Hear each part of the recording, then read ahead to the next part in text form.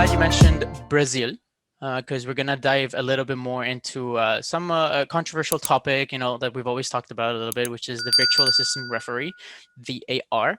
So in in the game with Brazil and Peru, there was actually, I'm just clear out. I hate VAR, hate every aspect of it. And everyone I talk to, they're like, Gabo, Gabo, no. Like to me, it's just like it ruined football for me in the sense that it's like soccer or football used to be the only sport that never stops. It's always, compact and like if referee misses the call, that's just part of the game. That's how I grew up. That's how it's always been. I played the sport. That's how it's always been. Mm. Um, so I absolutely hate it. But I did love seeing Neymar's penalty dive being completely nullified. So See, I think that's where I completely understand what you're saying about that fluidity that you potentially lose from VAR, which I mean I think from what you've said about how much you've watched Copper and sort of from what I've seen in the Euros, I think VAR has been utilized well in the sense that it's been quick. But it's those decisions where it's like a blatant referee's mistake that I think is where it's needed. I completely agree. In those ones where they're doing those stupid lines and looking for like the player's t-shirt, and if that was ahead of the other guy's nose or something stupid like that, ridiculous. Hate that. That's not what I tune into football for. But for those ones where you have got a player making a blatant dive to win a penalty or is miles offside and somehow the referee misses it, I think it has a place for that. Yeah, what do you think, Omar? Well, so I have a follow-up question for Seb. So part of the reason, or at least one of the main the points that VAR lovers bring up is that in today's game where it's hyper competitive, hyper athletic, and especially the amount of money that now is in the risk, or sorry, the potential payout that some of these games have, like for example a Sky Championship promotion game, right, where they're going up to the Premier League, and that value of that is usually like in equivalent to 120 triple million figures. Triple million figures. Like, would you not want the most accurate representation of the game to then ensure that the most valid team earns that luxury of that? Because like that could be a game, that could be a club defining amount of money, right? Like could, so what would you then say to those people that like want to have the most accurate representation of the game, so then what they deem is the most deserving winner to reap the benefits? So yeah, I completely agree. I want it to be a fair decision and the right decision. I don't feel that the technology that we have at the minute allows us to do that. And if that's the case, then we need to sort of tweak it slightly to fit into the sort of what we have got available to us. You can tell that when they're looking at the slowed down like frame by frame, a lot of the time, like for an offside decision, when you look at the frame between sort of the ball supposedly being kicked and then being away from the player's foot, is that actually, are we sure that that's going to be the exact moment that the ball has left the foot? I don't think we can tell that. I think the lines issue again is utterly ridiculous when you've got sort of the lines overlapping and then they're only just sort of a tiny bit of the line is poking out, so that means the attacker is offside. I think that's, if it's that close, I just think you need to give the benefit to the attacker, which is what the rule was back in the day. You give the benefit of the doubt to the attacker and you go with it. I think that whole line issue really needs looked at. I think if they're overlapping, it should automatically, you go with the decision on the pitch and you leave it at that. I totally agree. I'll add to that. I was talking to another friend about the offside in hockey, which is kind of like the same exact thing. They just have to make sure that at least a person's foot is touching the line. So when you bring up these things like VAR, I feel like they just added this without clarifying the actual rules of the game in association with the VAR.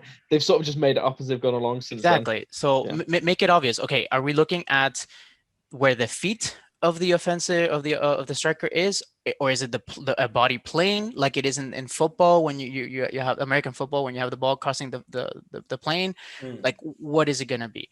So to me, I mean, again, I'm gonna be on the full opposite side of the spectrum. I wanted to get it out, but then I'm also the guy that says, the hand of God goal It's like the valid. the one that I always bring up is, I think it was 2000 and is either 2006 or 2010 World Cup when England played Germany and Oh God! Lampard scored that Of goal course, that was Every clearly England in. fan needs to let But it I just think go. it's those Every England. decisions. I promise you, that goal is not the reason why it's not coming home. It's This not is the thing. coming home regardless, It's bro. not. It's not. I know. I agree with Every you. England fan needs to We let are it not go. winning. No. I completely agree with you. We're not winning anything with our manager. That's a discussion for another day, though. Oh I'm God! just saying though that those decisions where if you're sitting at home on TV, and watching it on TV, everyone could see that it was a goal, but for some reason, the people that are actually there are getting it wrong. And again, I think at that point it was either 3 or 4-1. So realistically speaking, would we have come back against what was a juggernaut Germany team at the time? Yeah. Possibly not. But that could have been a momentum swinger that completely changed the game. We come back and go through it. Who knows? I think it just needs to be for those drastic decisions. Like there was another one, Liverpool, when we finished that a few points short of beating City in the league when we still had Sterling. There was that game we played City. When you let it slip. When we let it slip, yes. We played Man City and Sterling was called offside when it was a good it was miles onside. But again, how are we having those decisions wrong in the 21st century? Like those are the ones that they need to get sorted. The thing is, okay, so I agree with you. You know, you're saying that they're doing it really well, Copa America and Euros. And I don't know if it's related, but I just wanted to mention it. I don't know if you guys noticed, but they also made a decision to, and my buddy made it sure for me. He did some research, but it was like they decided to send a ref from each nations to the other tournament. So you guys actually had an Argentinian ref.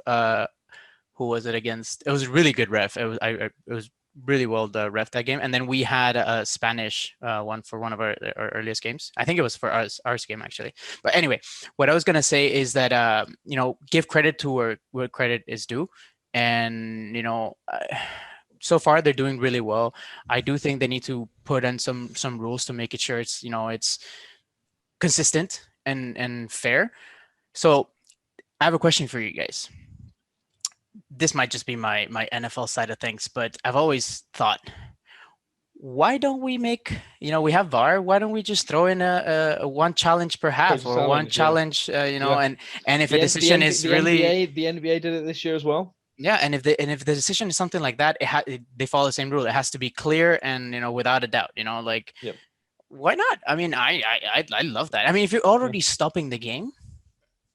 Again, I just think it's a bit funny that you're bringing this up after you started by saying, I love football because it never stops, and then decides to propose an idea that adds more stops. I'm just saying, if you're going to pick a theme and stick with it. Okay, my theme is get rid of it. I'm tired of it. But if you're going to do it well. I think it's a good idea. I think it's a good idea because, again, and this comes back to that sort of inconsistency. There still seems to be an inconsistency in terms of when the referee actually goes and has a look. I'm still not sure who's actually making the final decision. I think we could do with having a look at how rugby do it. It seems super clear when they go to the TMO in rugby. You can, again, I think being able to hear what the referee is saying in rugby is incredible. You can hear them talk through the decision. You can hear the logic, the reasoning. There's actual accountability for what they're doing. I feel referees are able to make these decisions. And you never see, like, if there's a blatant error, okay, you'll see them. They don't get to referee like a Premier League game for one weekend, and then they're back in right the next week. Like, I think the way that rugby do it is fantastic. So I really think they could do it, taking a leaf out of their book. And they've actually done a really good job of having kind of the referee's involvement as part of the entertainment package, right? It's kind of very much like the NFL, right? Yeah. Like, as the ref is on the TV, you hear all the fans going, "Oh, hey!" It's just. They've really made sure that it's part of the, like, even if, as Gabo was saying, like, if you're going to stop the game, okay, stop it, but at least do it right. Like, embedded as part of the entertainment that you're offering to the viewer, to the fan, etc. Like, make it an experience rather than just, I'm going to watch some bold guy who somehow is trying to keep up with, like, these super athletic players, like, tell them off. Yeah. I think I do like the coach's challenge, though. I think that's a really good idea. I whether they really like implement the it. I really like the being able to hear the comms. I mean, Yeah, it avoids so much too, because would be like would be a game changer. I remember there yeah, was a clip that went round, that might have been a year or two ago, of from an Australian league game where they had the ref mic'd up. Yeah, I don't know if you guys saw it, I and you could remember. actually hear sort of them talking about the decisions, talking to the players. Like I just think it'd be brilliant, and Yeah. it just adds more transparency to it what calms. decisions are being made. It also calms the fans down. I mean, I remember one of the big issues that we had in Chile was also in the World Cup qualifiers, and that this is why it really bothers me, because you have VAR being used consistently and well in these tournaments, but then you see it not used well in other tournaments, and it's like, okay, why can't you just do everything? And what you said earlier, which was, who makes the last call, who makes the decision, and whether or not the ref goes to see it. Like, I remember Yeah, we had a blatant, I can't remember exactly the call it was, but it was like, go check it. You already just checked the yeah. play happened to the other team in the same game. You went to check if that was a penalty and gave the penalty. But when it's our turn, you don't even go check. Go check. Yeah. At least go see it. Give Mhm. us that This is piece. the thing. I don't know who, again, and there probably is legislation that within FIFA's rules or UEFA's rules that actually say who should be making that decision. But I don't know who it is. It seems as, again, sometimes the ref will go over and have a look at the monitor and decide himself. Sometimes it is just he gets the message from the VAR official who says, "Yeah, you're making this decision." Is it for certain things and not other? It's just confusing, and it's not, again, it's not part of that entertainment for the fan. We don't want to stand there. I remember when they first brought in VAR, was it for the World Cup maybe? And we were stood like they weren't telling us what was happening. You're just watching a screen of players stood around waiting because no one knows what's going on. Like, it's improved from there, but I still think there's a way to go before it's sort of Yeah. perfect. Yeah, you Uh, lose player momentum, and then you have extra time of like +11. I'm like, ugh. yeah. Yeah. But Seb, so like, if Gabo's on one side of completely removing it, are you still hopeful that there is a way where it can be embedded successfully, or are you on the same camp Yeah. No, no, and where you want to remove it, abolish it completely? to be honest, I've sort of been pro the use of video technology since it started being talked about. I think because I'd seen how well it can be utilized in rugby, and even to a certain extent, and the NBA and NFL, they utilize it as well. I don't think it's quite smooth, but again, they utilize it fine. Mm. Um, and again, from seeing, like you sort of talked about, some of the states that we're talking about, not only sort of for owners and teams that are losing out on hundreds of millions of pounds, when you're sort of looking lower down the leagues, I think this is something that needs to be looked at. Again, at the minute in England, as far as I'm aware, it's only the Premier League that has it. I don't even think the Championship does. I think that has to be distributed throughout the leagues, because you think at like a League Two club, if they go from League Two down to the Conference, that you could potentially end up like that's the club going bust sometimes. Like, you're looking at people's livelihoods being put at risk because they Yeah. go from like professional to semi-pro. Like, Mm. I think it's more than just, and again, this is where you have a look at the whole, it's an entertainment sport. People are here to make money at the end of the Mm. day. Yeah. But it is more than that to people. So yeah, I mean, if it's I hope gonna I hope Yeah, if it's gonna cost you a tournament, that costs you, and then in turn money, that then costs you money for bringing in players in, that yeah, costs you the future. Mm. I get it from the business standpoint that these things need to be, you can't afford to lose it. So mine, I guess, would be more of the fan that's like, I've been on the receiving ends of both sides, Mm. losing because of blatant call, winning because of a blatant call, and I feel like it just karma kind of just like balances it out.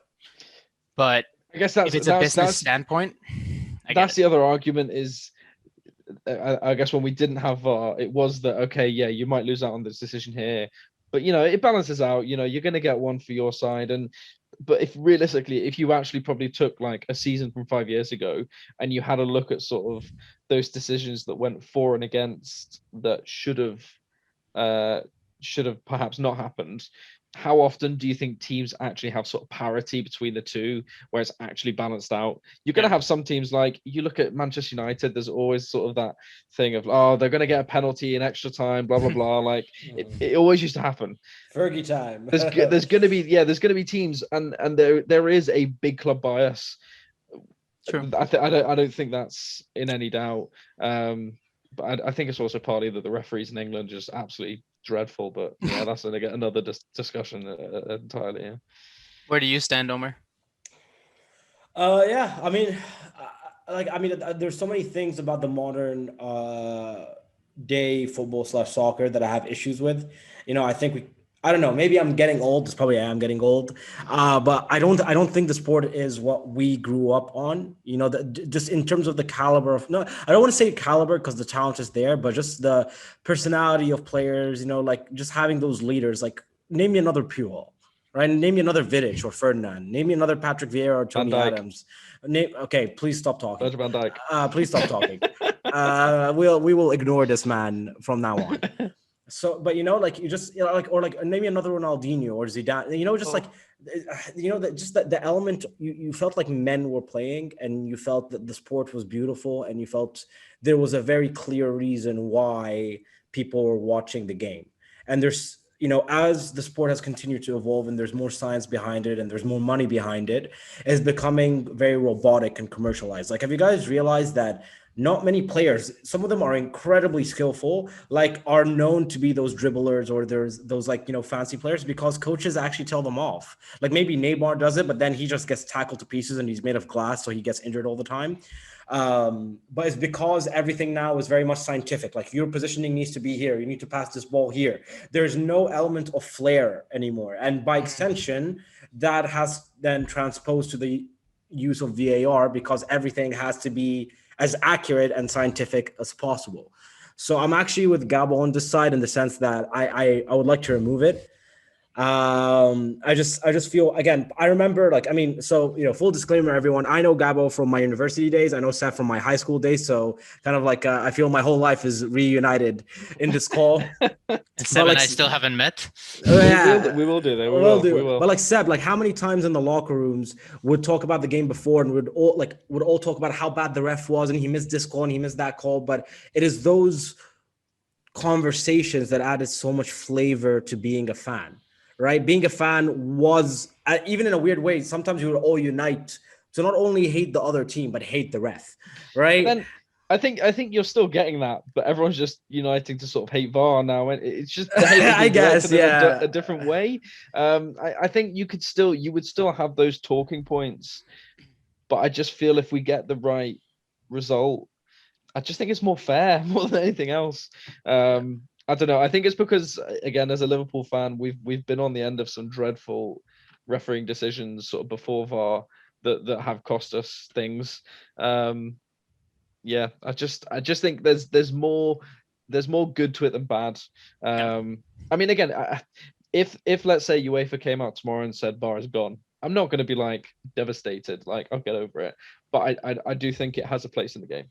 Yeah. Well, we'll see where the VAR goes. I mean, it's a controversial topic. I'm surprised that Omar agrees with me. I'm always usually being hated on so much, but I'm especially glad I'm not alone. As an Arsenal fan, man. You guys need as much help as you can get. I mean, come on. Actually, we've had the most goals like revoked from VAR. So if anything, it makes me hate VAR even more.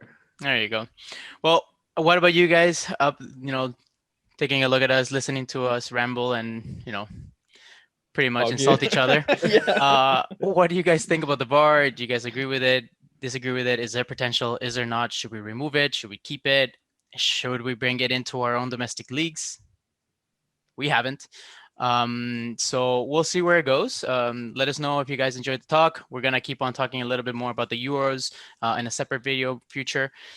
Go check out our previous videos on either F1 or other sports, basketball. We'll be talking a lot there. So thank you guys for sticking around. Give us a like, subscribe, he said, and we'll see you guys next video. Peace.